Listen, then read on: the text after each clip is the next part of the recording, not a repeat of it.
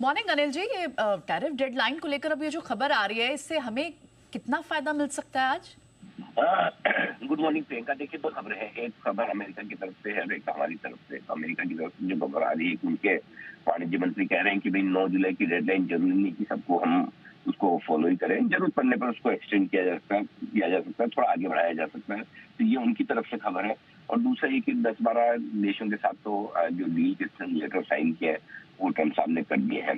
ये खबर थी। इसका मतलब क्लियर कट है कि अमेरिका थोड़ा सा टैरिफ डेडलाइन को लेकर रिलैक्स्ड है। बहुत एकदम ऐसा नहीं कि मतलब हम हमें 9 जुलाई को ही फॉलो करना है, 9 जुलाई को नहीं किया तो आपको 10 जुलाई से टैरिफ लग जाएंगे। और जो टैरिफ लगाना भी है, जो बढ़ा हुआ टैरिफ, वो 1 अगस्त से लगाएंगे। यानी कि आपके पास एक तरह से 21 दिन 22 दिन और हो गए उस डील को आगे बढ़ाने के लिए। तो पहली चीज तो ये, तो वो पॉजिटिव सिग्नल है। दूसरा पॉजिटिव सिग्नल कहें या जो भी कहें आप इसे, वो ये है, हमारे वाणिज्य मंत्री पीयूष गोयल साहब का स्टेटमेंट जो है, वो उनका ये कहना है कि देखिए, हम करेंगे टैरिफ डील, हमें करनी है, लेकिन दबाव में नहीं करेंगे, डेडलाइन पर नहीं करेंगे। ऐसा जरूरी नहीं कि हमें 9 जुलाई की डेडलाइन है, मतलब 9 जुलाई को करना है। देश का हित पहले रखेंगे। इसका मतलब ये है कि शायद अभी तक कुछ चीजों को लेकर बात नहीं बनी और इसलिए बाजार में ये बड़ी अटकलें चल रही कि जो टैरिफ डील होगी वो शायद इस तरीके की होगी, पार्ट टैरिफ डील या थोड़ी सी कह सकते हैं मिनी टैरिफ डील हो सकती है, जिसमें जो कुछ देश हैं जैसे कि डेयरी प्रोडक्ट्स हुआ, एग्री प्रोडक्ट्स हुए, इनके ऊपर भारत टैरिफ देने के मूड में नहीं है, वहाँ टैरिफ बढ़ाने के मूड में नहीं है। तो उसी को लेकर शायद अभी तक नेगोशिएशन चल रहे हैं। तो मेरा ये मानना है, दोनों तरह के संकेत है, दोनों तरह के संकेतों में कोई खास खराबी ऐसी है नहीं। हाँ, एक ही संकेत आप इससे पढ़ सकते हैं कि शायद 9 जुलाई की डेडलाइन के पहले अब हो सकता है भारत डील ना करे और करे तो मिनी डील करे। जी। ओके, ठीक है। तो यानी बहुत ज़्यादा इस पर फर्क नहीं पड़ता हुआ दिखाई दे सकता। लेकिन अब आज हम लेवल्स कौन से रखें ध्यान, निफ्टी पर, बैंक निफ्टी पर?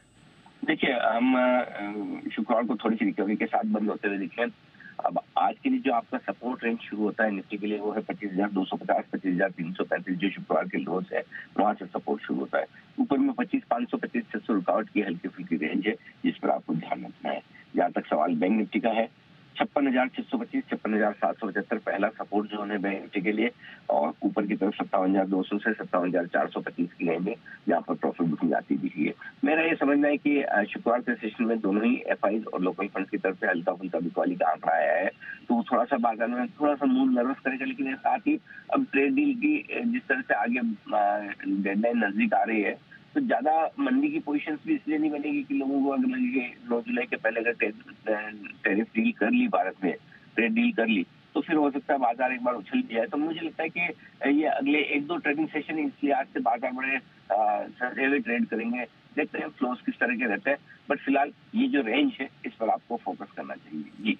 चलिए, ठीक है, बिल्कुल शुक्रिया ये रेंज और आज के संकेत बताने के लिए कि आज किस तरह की स्ट्रैटेजी आप रख सकते हैं। लेकिन